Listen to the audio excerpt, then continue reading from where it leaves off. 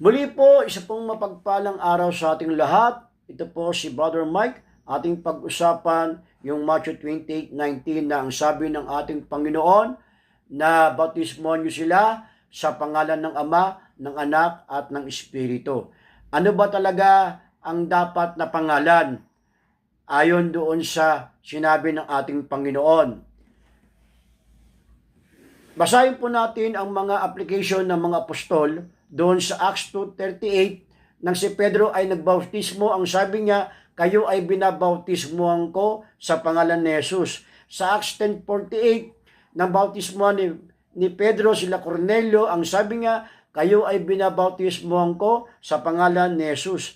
At sa Acts 19 verse 5-6 nang bautismohan ni Pablo ang mga lingkod ni John the Beloved, John the Baptist, ang sabi niya, kayo ay binabautismohan ko sa pangalan ni Jesus.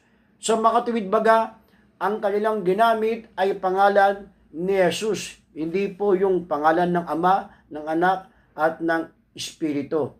Kaya salamat po. Muli, ito po si Brother Mike. God bless.